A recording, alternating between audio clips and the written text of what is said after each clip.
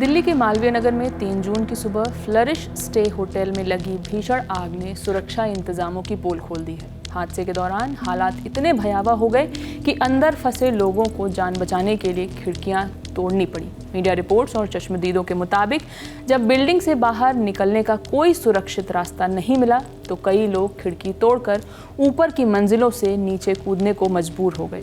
Indian express की report बताती है कि औरतें और बच्चों तक के खिड़की से कूदकर जान बचाने की बात सामने आई है। खिड़की से कूदते समय जान माल का नुकसान ना हो, इसके लिए लोकल्स ने नीचे गद्दे बिछा दिए थे। मौके पर मौजूद चश्मदीद अंजुम के मुताबिक होटल में एंट्री और एग्जिट के लिए एक ही गेट था। जब आग और धुआं एक साथ फैलने लगा तो अंदर फंसे लोगों में अफरा तफरी मच गई, जिसकी वजह से कई लोगों ने जान बचाने के लिए खिड़कियां तोड़ी और ऊपर की मंजिलों से नीचे कूदना शुरू कर दिया।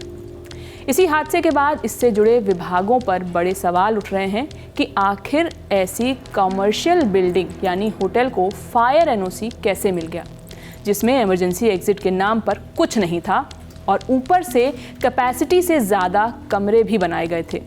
लोकल्स का आरोप है कि होटल में फायर सेफ्टी के इंतज़ाम नाकाफ़ी थे और जिस तरह कमरे बनाए गए थे उससे इमरजेंसी के समय लोगों के बाहर निकलने में काफ़ी मुश्किल हुई। इस हादसे में 21 लोगों की मौत और करीब 40 लोगों के घायल होने की बात सामने आई है।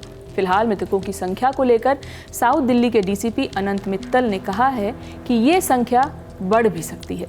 रिपोर्ट्स के मुताबिक आग लेमन ग्रीन रेस्टोरेंट से शुरू हुई और फ्लरिश स्टे होटल भी इसकी चपेट में आ गया। हालांकि आग लगने की असल वजह अभी साफ नहीं हो पाई है, लेकिन बताया जा रहा है कि आग बेसमेंट या ग्राउंड फ्लोर की तरफ से होते हुए ऊपर की तरफ फैली।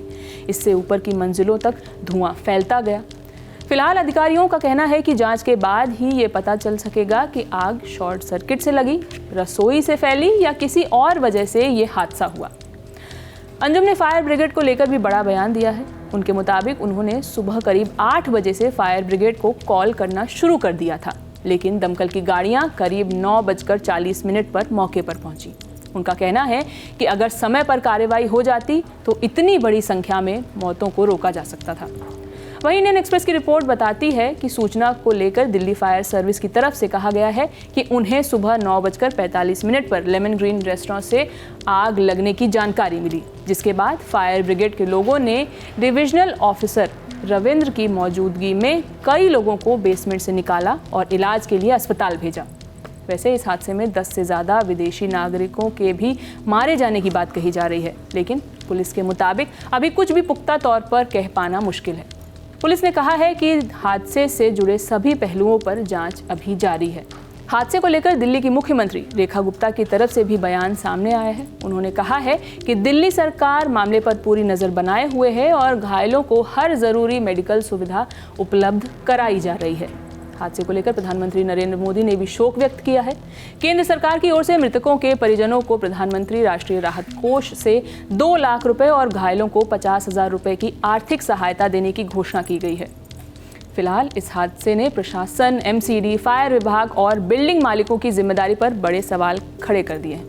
लेकिन सवाल यही है कि कार्रवाई हादसे के बाद ही क्यों होती है। अगर समय रहते अवैध निर्माण, क्षमता से ज़्यादा कमरे, फायर सेफ्टी की कमी और इमरजेंसी एग्जिट जैसी खामी पर ध्यान दिया जाता तो शायद इतनी जानें नहीं जाती। फिलहाल इस खबर में इतना ही। इस मामले से जुड़ी सारे अपडेट्स हम आप तक लाते रहेंगे। ये खबर लिखी है मेरे साथी सौरभ पाल ने। मैं हूँ शिवानी। बने रहिए हमारे साथ। शुक्रिया।